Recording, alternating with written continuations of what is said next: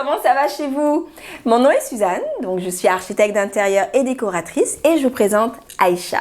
Aïcha est la propriétaire de Coudé Calum. Coudé Calum, c'est une entreprise qui a fait la majeure partie de nos meubles en fait dans le projet Malaika.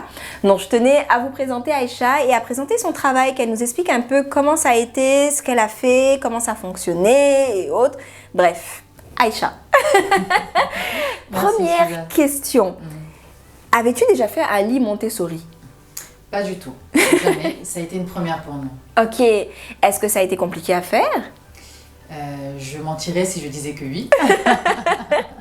Mais ça a été relativement facile à faire. Donc une fois qu'on a reçu les designs de la part de Suzanne, mes artisans et moi avons été chercher la matière première, donc qui est en bois de pin, que nous avons par la suite repeint. Oui, donc, oui parce qu'à la base je voulais en bois. Mais après, en regardant, je me suis dit que pour faire un peu différent, pourquoi ne pas peindre ça? Et je voulais un gris clair parce que j'avais en idée les autres couleurs. Et je voulais mettre du rotin en plus ici. Et pour que ça ressorte mieux, parce que bois sur du rotin, c'est assez, ça se ressemble niveau coloris. Là, on le voit bien, le rotin. On le voit beaucoup mieux que si c'était juste en bois. Oui. Et le rotin, cette forme-là, c'est pour rappeler cette forme-là de la chaise. Ouais. Donc, c'est la même personne qui a fait les deux rotins?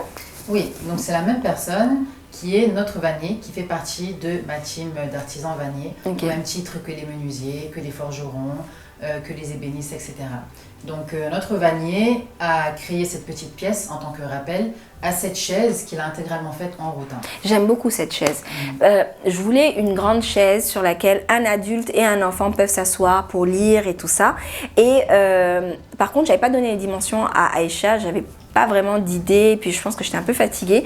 Et tu m'as proposé ça et j'adore. Et le côté arrondi, je te l'avais même pas dit. Oui. Ça, j'avais oublié de te le dire. Je me rappelle dans le dossier que je lui ai envoyé, le dossier technique, et c'est elle qui m'a rappelé le concept et que donc rien à dire. Et je ne savais pas que tu avais dans ton équipe des tapissiers et un catalogue de cuir. Ça, je l'ai su après quand je te demandais ça. Et ça, c'est un must, honnêtement, parce qu'elle a un énorme catalogue de différents coloris de cuir. Puis j'ai choisi celui-là. Il est très, très beau. Très, très beau. Oui, franchement, fidèle aux photos. Oui, en effet. Donc, on a un catalogue avec nos tapissiers de cuir. Donc, toutes les sortes de cuir différents. Des cuirs autant importés que produits localement. Ok. Et je voulais aussi une table à langer. Je voulais la faire sur mesure. Je voulais des rangements et tout ça, mais je voulais toujours le rotin. Je n'étais pas sûre qu'une table à langer tiendrait bien en rotin, mais force est de constater qu'elle est très belle, très solide.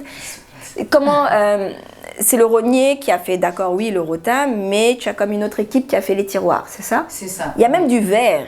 Il y a aussi du verre, oui. Donc, on a découpé personnellement pour l'adapter aux mesures de la table à langer. Donc, le meuble en tant que tel, c'est un meuble en rotin qui a été fait par notre artisan vannier aussi.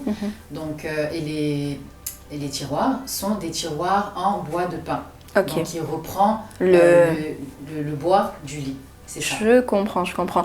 Et tu m'as fait aussi une petite table toute ronde, toute mignonne avec... ça, c'était mon petit must.